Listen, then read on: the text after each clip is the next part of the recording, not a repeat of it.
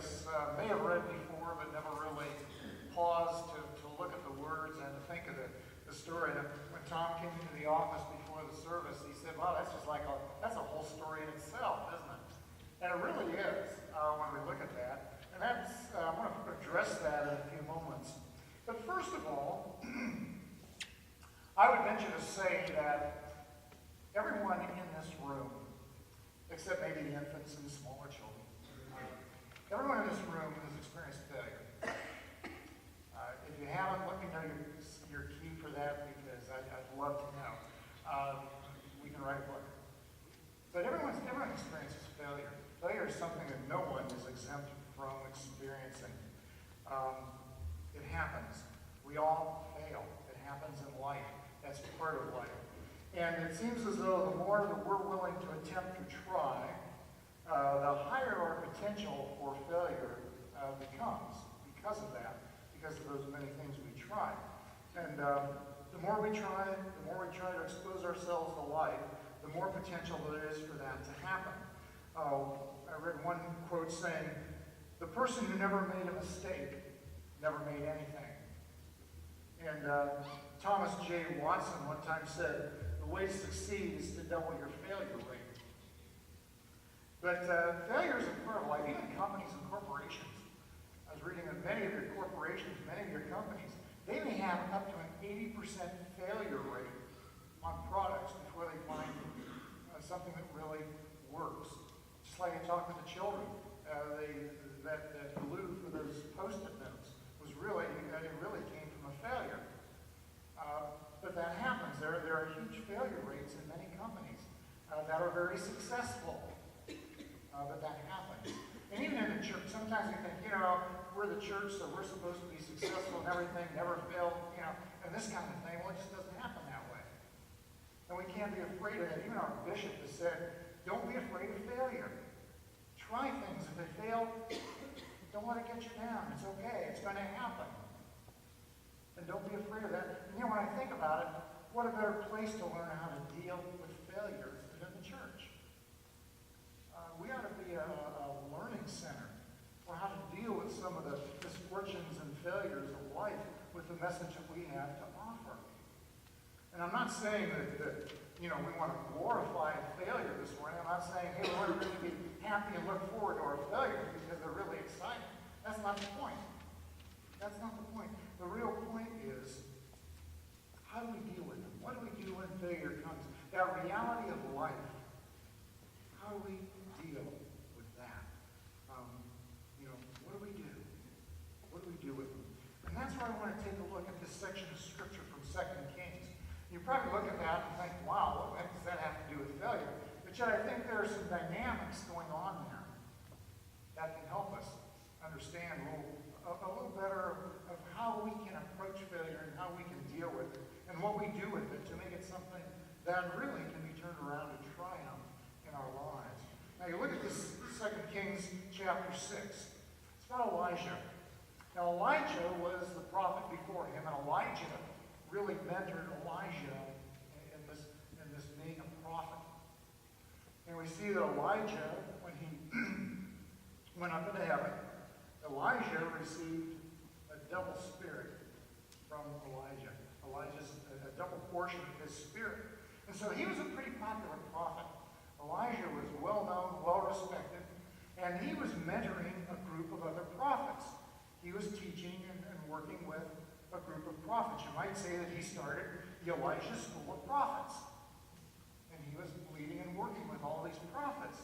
And we see the scene in this morning's scripture that the prophets were talking to Elijah, and they came before him and said, we don't have enough room. We're crowded. We need more room for what we can do. We need space for ourselves. So let's go to the Jordan, and let's take up some of the wood there, and let's cut down some trees. Let's get some beams so that we can make some room for ourselves, a place that we can call our own, so that we can have more room for the work that we're doing. And Elijah said, okay, go and do that. And they said, well, will you come with us? And he agreed. So they get to the Jordan River, they're chopping down these trees, and one of the young prophets, as he's chopping down a tree, one of the trees come down, and his axe head falls into the Jordan River. up to Elijah and said, I was chopping the tree down, and when it came down, my axe head fell in, and this axe was borrowed. Now, this was an important piece of equipment. And this was an important part of someone's livelihood in life. It's kind of like it's kind of like if you totaled somebody else's car. You know, this is some pretty serious stuff. And so Elijah says, well, show me where it happened. Show me where the axe head fell into the river. So the prophet takes him to the shoreline there where it fell in and says, it's right here. This is over here is where it went in. So Elijah gets a stick from one of the trees, and he throws it in. And when he does, this iron axe head begins to float.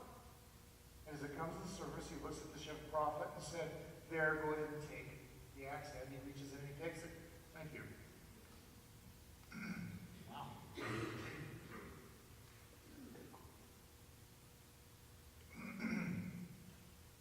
A couple of points of this story I think can be helpful to us as we look at this when it comes to looking at failure and how we deal with that and what we do with it. First of all, one of the things we need to do is we have to admit we have a problem. We have to admit there's a failure. You know, you look at this young prophet. He didn't make excuses. He didn't make excuses for it to happen, but he was accountable for the fact that he lost that axe head. Now, he could have said, you know, the owner of this axe, the handle isn't very good, and it wasn't put on there very good, and it's his fault because this thing just slipped right off. It shouldn't have, if he had it on the right way, it wouldn't have happened. No, he didn't do that. He didn't do that. He took accountability for the fact that he had lost it. You know, Benjamin Franklin one time said, he that's good at making excuses is seldom good at anything else. He didn't do that. He didn't do that. He said, look, I had the axe, and I was chopping, and this happened. You know, I was borrowing this from this fellow. And so what Elijah does, he looks at that, and he admits what's going on, but then he goes back to where it all started. He said, okay, show me where it fell into the water. So they began where it all started, where that axe head fell in. They go back a little bit in time. He took him to that place. And we need to take a close look at where some of our failures begin, because that's a great point to be able to see maybe if we would have done this or that, maybe it would have come out a little differently. And that's what happened. And that would be a painful process, because we have to understand some things of what the problem might be. Sometimes the problem can be wrong priorities. I was reading about a pastor, 25 years in the pastorate, had 5 different degrees. Very successful in his pastorates, but he had one that just wasn't working. A lot of frustration, just wasn't working the way it should. And so he decided he needs to correct it. And so what he did, he got a 6th degree. He went out and got another degree. The only problem is that he found that wasn't helping either. It didn't change. And so he decided to look back a few years, over the past several years, and look at what he'd been doing. And he discovered some things as he did. It was very difficult and painful, but he did. And when he looked back, he saw 2 issues especially that really were a problem to him. And it had to do with priorities. First, he noticed with his family. He'd been neglecting his family, his wife and his children, in the work that he was doing. And second, he was neglecting God. Spiritually, he was neglecting God. And so he decided to start there with those priorities. And he started, first of all, in his connection with God, to renew that connection, to get that started again, and take any time he needed spiritually in God's presence. And then he also worked on his family, with his wife and his children. And those things became priorities. And about 6 months or so after he started this is what he wrote. He said, you have no idea how my life changed when I got my priorities in order. When I began to work and live smarter and do what was important for the church and not the unimportant, and began to do what was